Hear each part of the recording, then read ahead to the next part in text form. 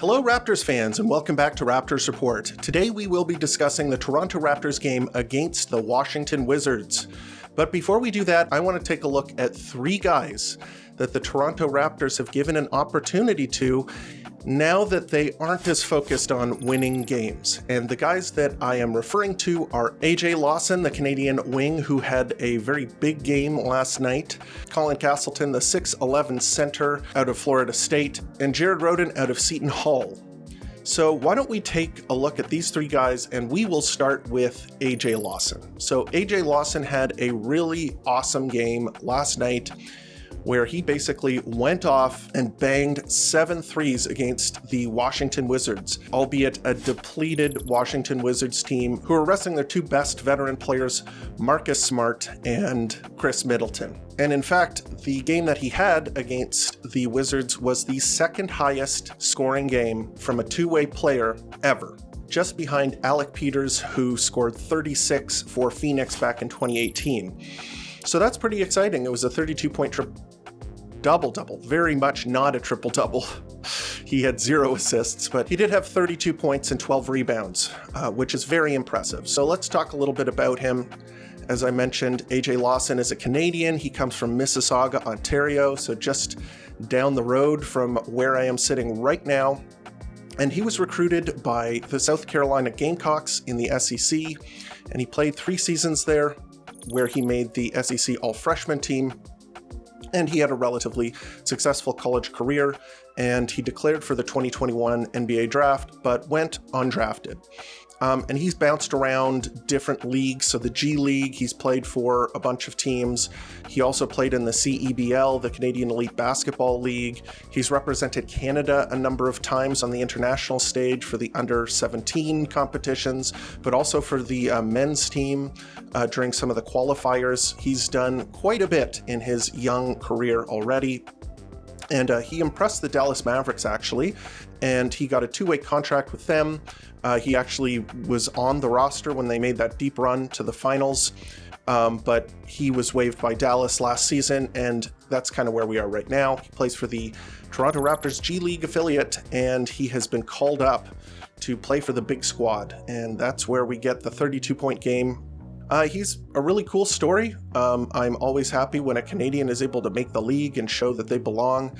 And although I don't know necessarily if he's going to stick on this team, he does have a very streaky three-point shot. That's kind of his main attribute as a player. For example, in this past game, he scored 7 of 14 from 3.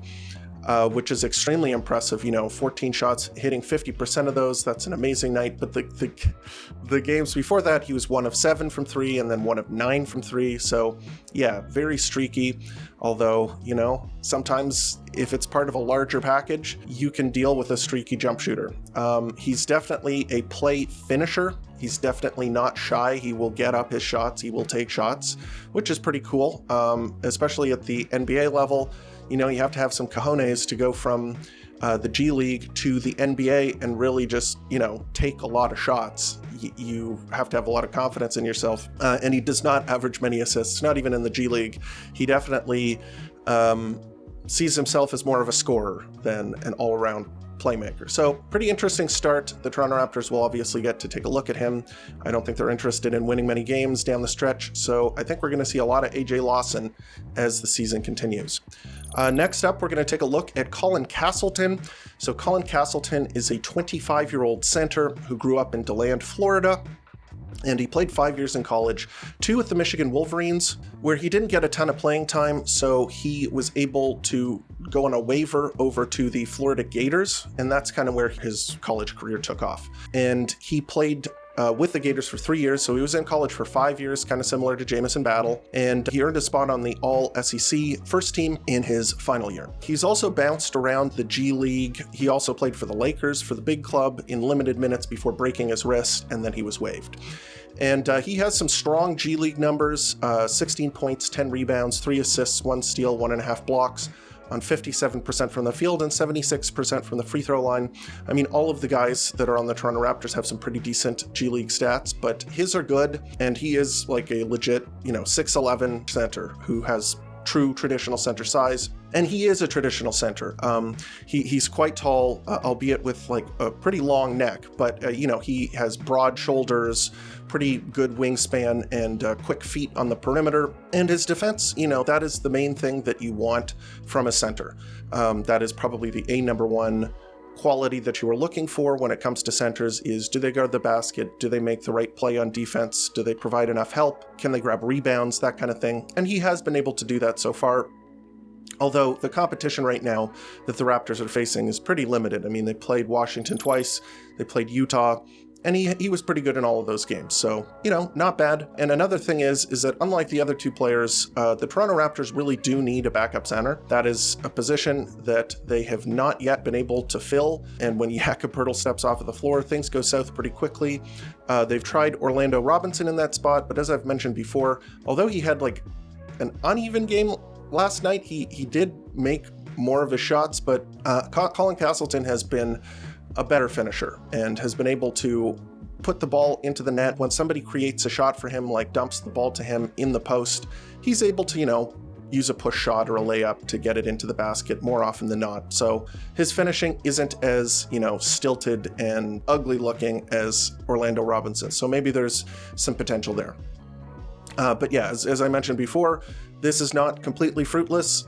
Teams need backup players, bench players, and he's got an opportunity to do it, and I kind of like what I'm seeing so far. And next up, we're going to go to Jaren Rhoden.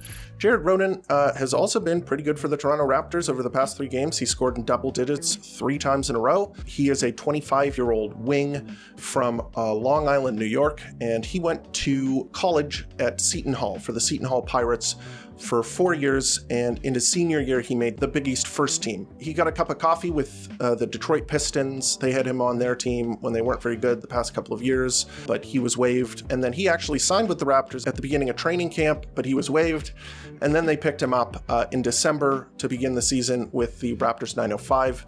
And he has been one of the Raptors 905's best players. He has been a consistent shooter, scorer, playmaker. He kind of does it all for the Toronto Raptors 905, and he's getting a chance with the big club now that the onus is off of winning games, and maybe it's time to see what they have in some of their younger players and some of the pickups like Jaren Rhoden and these guys that I'm discussing right now. One of the things about him that he and AJ Lawson probably competing for a similar spot, at the G League level at least, Jaren Rhoden's shooting is better than AJ Lawson's. So he has a 39% three-point percentage on 5.5 attempts per game, and this is over the course of his, G League career.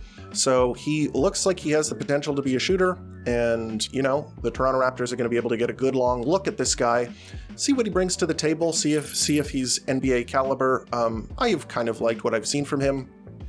Although the percentages right now are not there. Right now he's shooting 22% from 3 and 36% from the field. Those numbers have to go up for him to stick in the NBA. But, I'm intrigued. He has been scoring in double digits, even though he's getting a ton of opportunities and maybe not being as efficient. I do respect his tenacity and willingness to go out there and put up some shots. But yeah, let me know in the comments which of these 3 guys you're most confident in receiving a contract, whether you think any of them are going to make the team, what you like, what you've seen, any of that kind of stuff. Let me know what you think here in the comments.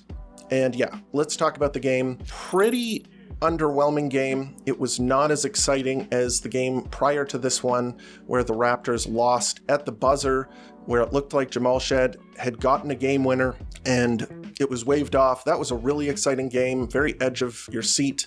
This one was kind of more of a laugher. The Toronto Raptors kind of blew out the Washington Wizards, although there were some very redeeming things that happened in this game, and we'll get to that when we start talking about the player evaluations. And so Jakob Poeltl sat out this game, but 3 of the starters were in. I am going to give the player of the game in this game to RJ Barrett. And while RJ Barrett wasn't very efficient, so 14 points on 18 shots, he was 1 of 6 from 3. He was 1 of 4 from the free throw line. But on the other hand, he had 10 rebounds, 8 assists, 0 steals, 0 blocks, 2 turnovers, and I think that he was really running the show very well. I think that his ability to set up his teammates, make plays for others, run the pick and roll, basically carry the load on the offensive end as the lead ball handler. I think that he is really showing that he can impact a game with the ball in his hands and make winning plays. And I think that he had just, a solid game, even though his efficiency wasn't very good, but nobody was that efficient. The next guy that we're going to talk about, Emmanuel Quickly, he had 15 points on 12 shots, so also kind of not very efficient, but he was 3 of 9 from 3, also 2 of 4 from the free throw line. I don't know what got into Scotty Barnes, and RJ Barrett at the free throw line, but they were all 50% or below at the line. 6 rebounds, 6 assists, 0 steals, 0 blocks, 1 turnover. He was able to move his feet and stay in front of Jordan Poole and didn't get beat too often when he was guarding him. And, although the efficiency wasn't incredible, 6 assists, 1 turnover, and, just doing a solid job on the offensive end. His pull-up shooting is, something that is very valuable for the Toronto Raptors. He can catch and shoot. It wasn't an amazing night from the three-point line, but, I think it was an okay game from him. Next up, we'll actually give it to Orlando Robinson, who has really struggled the past, week or so. I think he bounced back with a pretty solid game. 13 points on 5 of 9 shooting. He was 1 of 2 from 3, so he hit a 3. He was 2 of 2 from the free throw line. He had 11 rebounds with 7 offensive rebounds, 4 defensive, 4 assists, 0 steals, 1 block, 1 turnover, and I think did a pretty good job on defense as well. The 7 boards, offensive boards, that was a theme. So the Toronto Raptors actually had 73 rebounds in this game, which is a franchise record. That is the most rebounds that they've ever had in a game, and he was a big part of that. So the 11 rebounds, 7 of them offensive. That's a big night, and I think that, he limited Alex Sarr. Alex Sarr, I thought he was going to have a big game, but, Orlando Robinson and I think Colin Castleton did a good job of keeping Sarr under control and not allowing him to, get to the rim too much. And next up, we'll go to Scotty Barnes. Scotty Barnes, so let's look at his minutes. He only played 26 minutes. RJ Barrett only played 27, and Emmanuel Quickly only played 28. So these guys were playing pretty much just half the game. Scotty Barnes had 14 points on 19 shots, so not very efficient. He was 0 of 2 from 3, 2 of 4 from the line. He had 13 rebounds, so that's a really good sign, but only 2 assists, 0 steals, 0 blocks, 1 turnover. And he just didn't look dialed in. He looked like he was having, just going through the motions. I understand you're playing against the Wizards. Your minutes are going to be limited. But I don't know. It's just maybe it's time, if he's injured, if he's hobbled, if it's not feeling great, maybe it's just time to shut him down. I know he wants to get to the 65 games so that he can be eligible for, all defense teams and all NBA teams. I don't know, man. If you're angling for that, maybe you got to try a little harder. Maybe you got to push yourself a little bit more, because this game was not very good from him.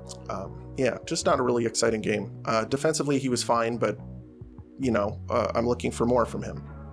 Next up, we'll go to Jared Rhoden. Jared Rhoden had an okay game. I thought he played pretty good defense. He had 11 points on 3 of 9 shooting. All of his made shots were threes. Other than the shots at the free throw line, he went 2 of 2 from the free throw line.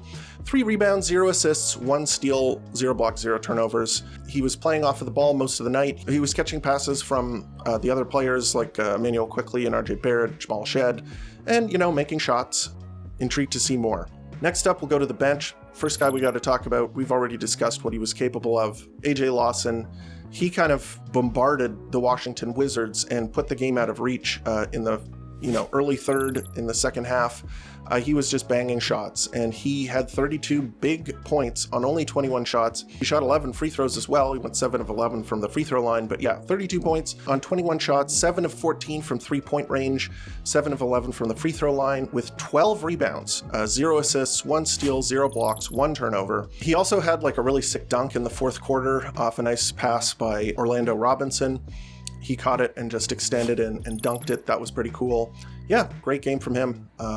This is something that will never be able to be taken away from him. He was able to score 32 points, have a 32-point double-double in the NBA, and that's impressive, the highest level of competition, even though maybe, the Wizards, not a very good team, and they're resting their best players, so it's still a milestone. It's still something to be proud of. Good job, AJ Lawson. So Jamal Shed did not have a very good shooting night. He had 8 points on 4 of 9 shooting. He was 0 of 3 from 3, didn't go to the free throw line. But the one thing that he did have was one of the sickest dunks of the season. Jamal Shed is 6 foot. The guy is not very big. but he says he can dunk. He's told people it's like, I am a dunker. And boy, he proved it. He skied to put back an errant shot. It came off of the rim. He grabbed it right at its pinnacle and yammed it back in kind of a leaning dunk that was just brought the house down and, made everybody on social media go nuts. The bench was in disbelief. RJ Barrett's face, like he was beside himself. He couldn't believe it. It was probably one of the best dunks of the season. So congrats to Jamal Shed on that. That was awesome.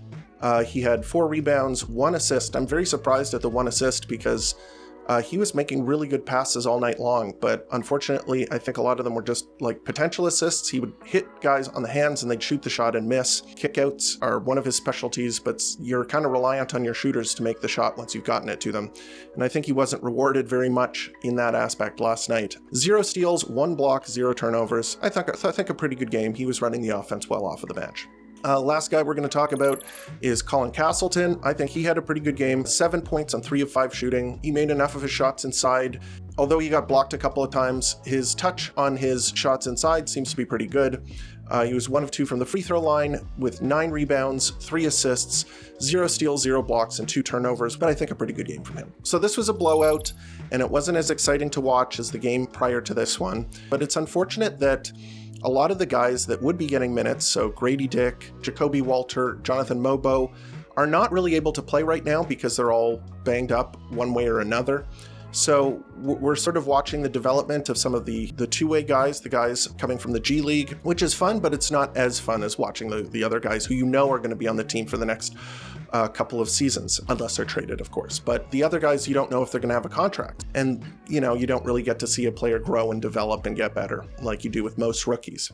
But in any case, there were some cool aspects. The dunks, especially at the end of the game, made the game worth watching. And if you didn't catch this game, you can watch the highlights. That'll probably give you all of the enjoyment that you need from this game. So the dunks were cool.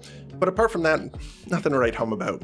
You didn't miss much. Next up, the Toronto Raptors play a division foe, a team that nobody in Toronto likes, the Philadelphia 76ers, who are, a tank competitor this year. Nobody predicted that. Everybody thought they'd be one of the best teams in the league.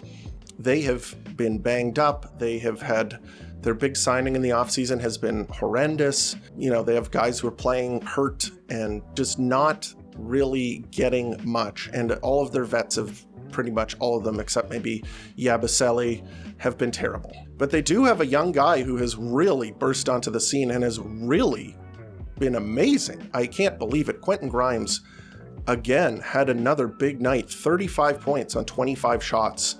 He was 5 of 11 from 3. So they've really unearthed a gem. I mean, I did like Quentin Grimes as a role player, but I had no idea that he had this kind of, game. It's pretty exciting. So the Toronto Raptors will be able to test him, see if he can live up to the hype, see if this is like Mickey Mouse March, as sometimes they say, where, questionable players put up huge stat lines. We'll be able to see that when they play the Philadelphia 76ers in Toronto at 7:30 tomorrow. In any case, that is the episode. Let me know what you think of the two-way players, the 3 guys that I've been talking about. Let me know in the comments who you think is most likely to make the team, and whether this is a fruitless endeavor. Is nobody going to make the team? You can let me know here in the comments and also on Twitter and Blue Sky. I love talking to Toronto Raptors fans. We really are the best. And if you haven't already, please take a moment to like the video and subscribe. Really helps the channel grow, helps the algorithm put the content in front of Raptors fans such as yourself. And as always, thank you for tuning in to Raptors Report, your source for in-depth Raptors content.